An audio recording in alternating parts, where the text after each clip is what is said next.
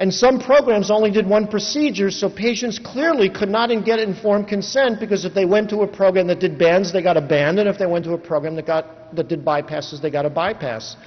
And they had a lot of faith in this program called I Can Change, making people lose so much weight they wouldn't qualify for surgery anymore, and it wouldn't be a problem. But what were they really doing? Well, in our state, we came up with the term, they were denying care, they were deviating from the universal standards, they were delaying treatment for 1 year for the entire region of New England, and they were dictating what operation needed to be performed.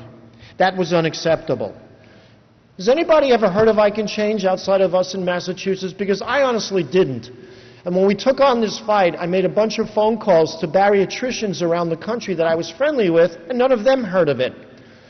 I did a literature search, and there's no medical literature on it. Nobody's ever studied it. There's no evidence. There's no publications. But I did happen to Google it and find a website, Lead Health, that then had a thing on I Can Change.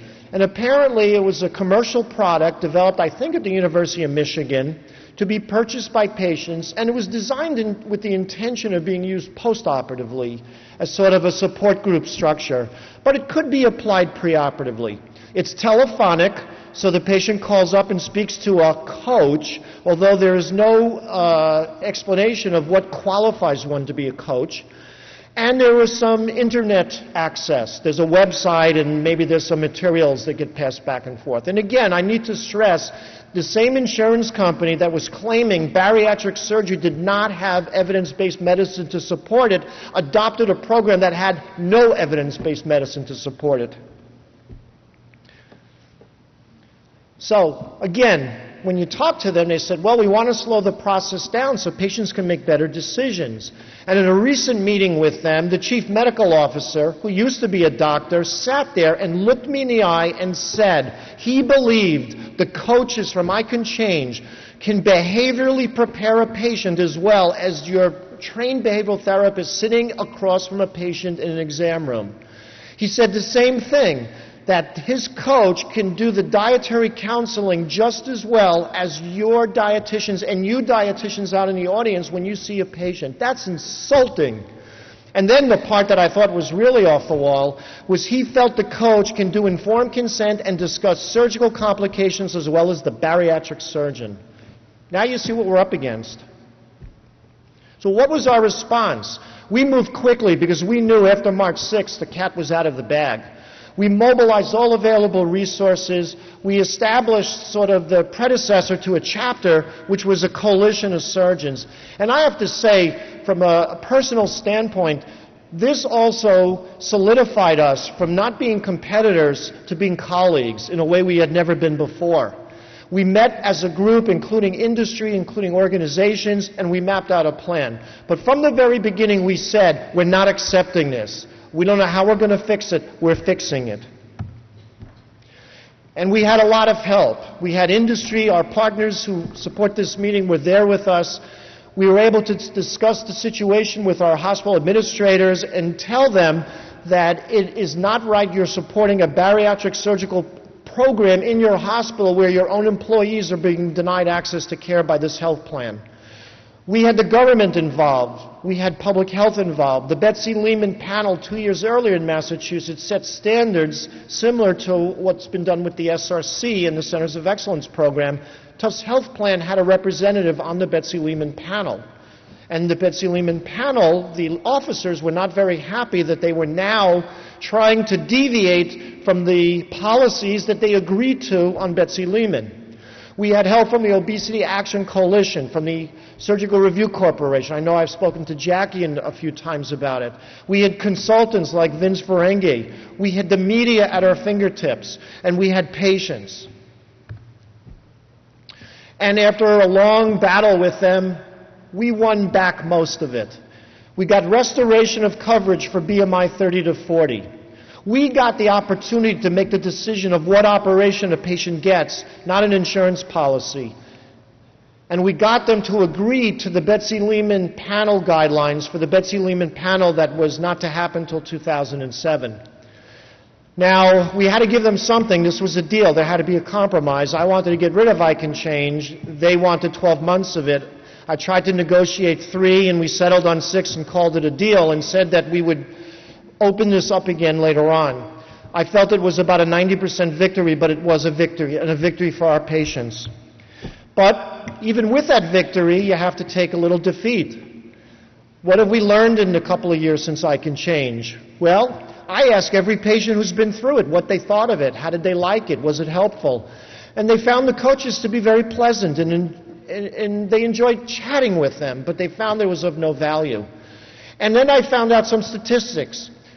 Tufts Health Plan accomplished a lot of what they wanted to do. 27% of patients dropped out or changed insurance.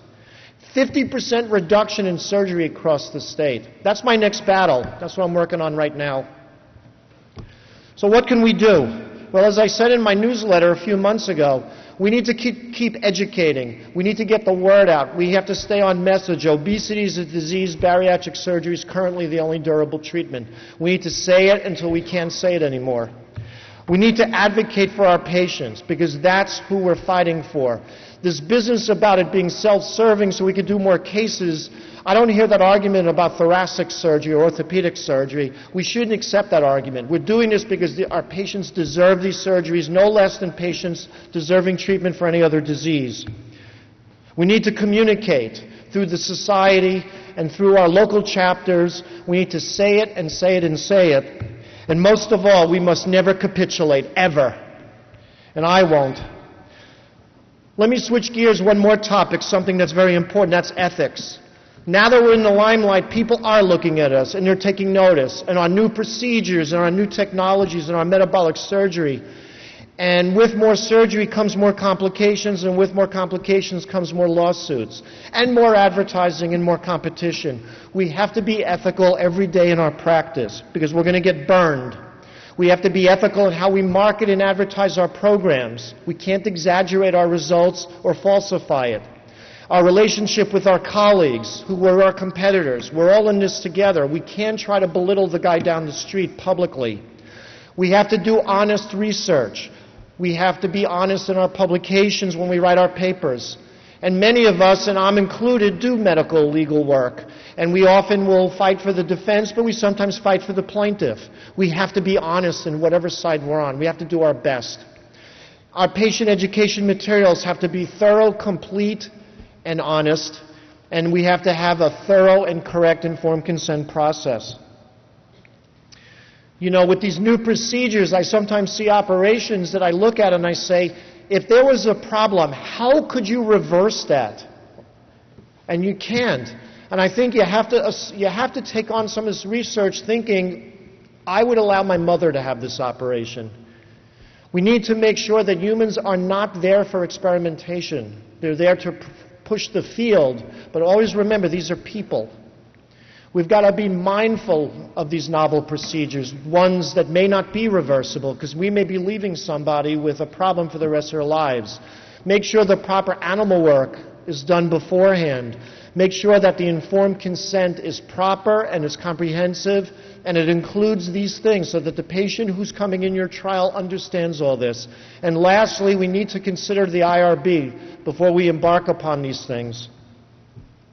And again, in legal work, I don't think it's unethical or illegal or immoral to take a plaintiff case, because better us than the retired dermatologist that they may end up getting who doesn't know bariatric surgery.